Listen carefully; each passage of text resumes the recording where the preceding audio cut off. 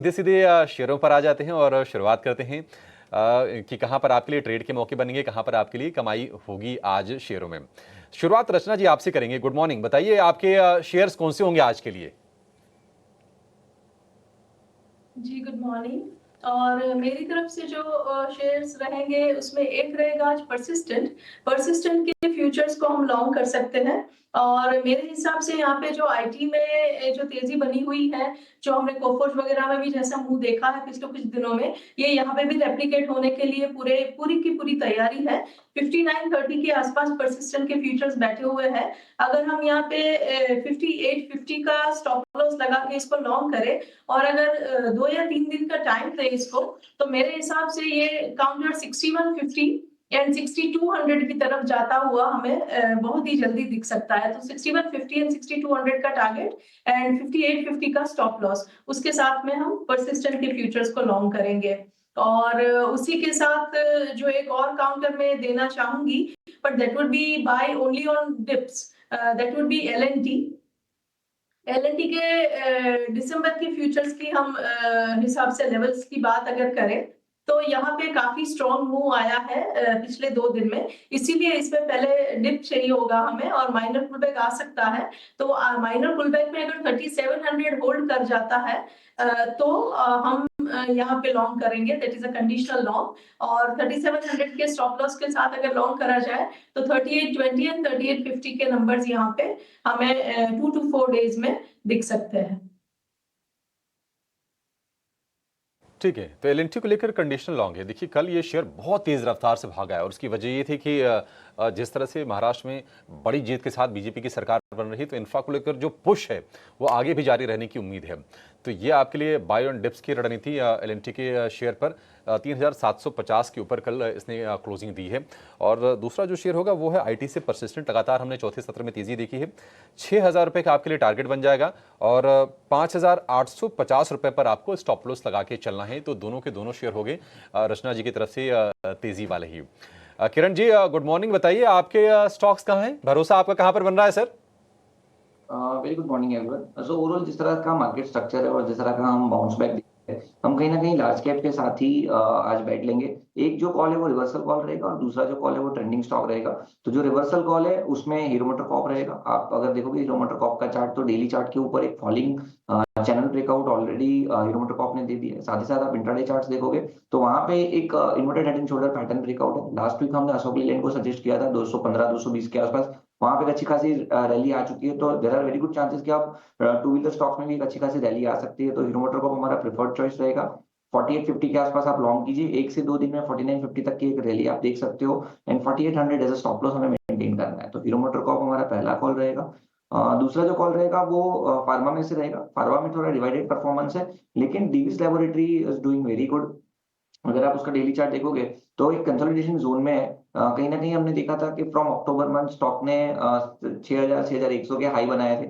वहां से multiple bottom बनाए, लेकिन इस बॉटम में वो 50 डेज मूविंग एवरेज के भी नीचे नहीं गए। तो एक इनहेरेंट स्ट्रेंथ है जो लास्ट 1 महीने से हम देख रहे हैं। तो यहाँ से ये कंटिन्यू हो सकता है। 6130 के आसपास की क्लोजिंग है, हम लॉन्ग करके जाएंगे। यहाँ भी आप 6200 तक के टारगेट देख सकते हो एंड 6100 एज स्टॉप लॉस हमें मेंटेन करना है।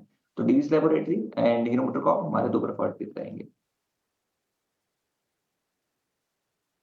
ओके, ठीक है। डिविस लैब आपका काफ़ी इंटरेस्टिंग स्टॉक है और साथ ही आप बता रहे हैं कि दूसरे शेयर्स में भी ध्यान रखना है। 6200 का टारगेट आपका है यहाँ पे डिविस लैब के अंदर और 6100 तक का एक स्टॉप लॉस भी है।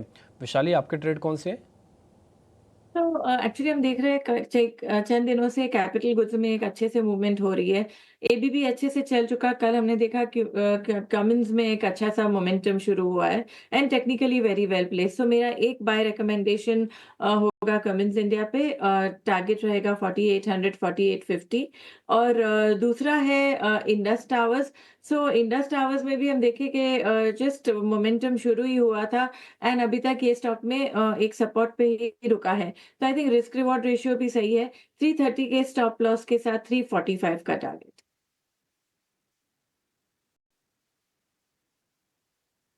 कमिंस इंडिया एक अच्छा ट्रेड हो सकता है। कल इसका भाई सीमेंस F&O का टॉप गेनर था, तो कमिंस इंडिया के अंदर भी मोमेंटो आना तय है। और दूसरा क्या होता है, टिपिकली इस बार के डेरिवेटिव एक्सपायरी आप पिछली बार का भी देखेंगे ना, तो आपको दिखेगा जब भी एक्सपायरी थोड़ी होती है ना, तो ये जो कैपिटल गुड्स वाले सुप्त अवस्था में बैठे हुए शेयर्स होते हैं एकदम से जागते हैं।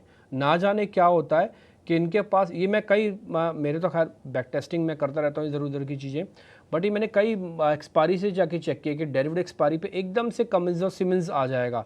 एल&टी बड़ा प्लेयर है इसके अंदर, उसके साथ और भी चीज़ें चाहिए होती हैं, बट कमिंस और सिमंस का दोनों की जोड़ी एक साथ चलती है। तो इसलिए विशाली का ये ट्रेड मेरे को काफ़ी इंटरेस्टिंग लगा। इंडस टावर भी उन्होंने दिया है, यहाँ पर भी आप एक ट्रेड ले सकते हैं। कमिंस का टारगेट नोटिस कीजिएगा 3800 का, 3420 का एक सपोर्ट है। इंडस टावर का लेवल्स भी आपकी स्क्रीन पर आ जाएंगे, 345 330 है। एक बार जरा किरण जी के और रचना मैम के भी जरा ट्रेड स्क्रीन पर वापस दिखाइएगा और ज़रा स्पीड से दिखाइए।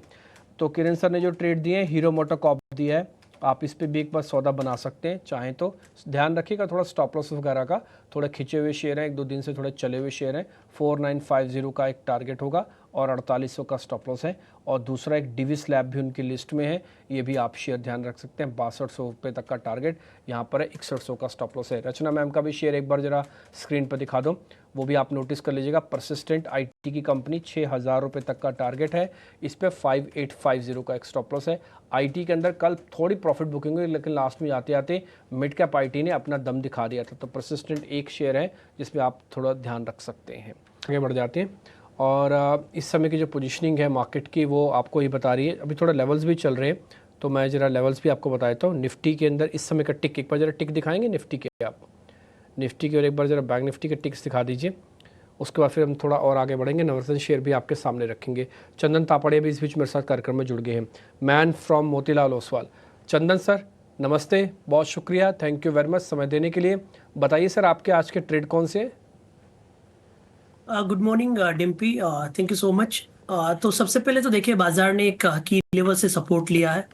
23,300, 23,333 एक मेजर लेवल था, और ये लेवल इसलिए भी था क्योंकि बाजार में जब इलेक्शन डे की वॉलेटिलिटी थी तब इस लेवल पे बाजार को रेस्पेक्ट मिला था।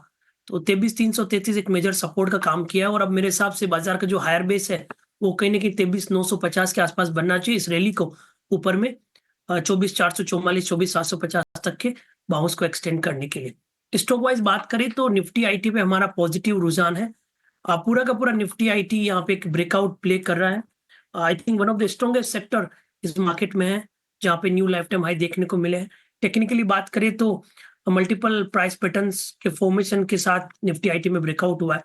कोफोर्ज एक हमारी खरीदारी की सलाह है, जहाँ पे लगातार high tops high bottom formation बन रहा है। ऑलरेडी इस साल देखें तो लगभग 35-36% की बढ़त बनी है, राइजिंग सपोर्ट ट्रेंड लाइन को होल्ड कर रहा है। 8,450 के स्टॉप लॉस से खरीदारी की सलाह रहेगी, 8,900 तक के टारगेट रहेंगे, और ये काउंटर हम लगातार सजेस्ट कर रहे हैं, चाहे बाजार का डिक्लाइन हो या बाजार की तेजी हो।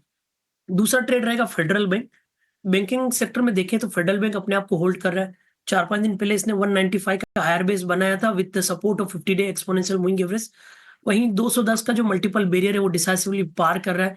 4 दिनों से हायर हाइज हायर लॉस बन रहा है, तो फेडरल बैंक में अपमूव बनना चाहिए। 207 के सपोर्ट से 222 तक के अपसाइड यहाँ पे बनने चाहिए। तो कोफोर्ज और फेडरल बैंक 2 प्रिफर्ड आइडियाज रहेंगे आज के दिन के। बिल्कुल।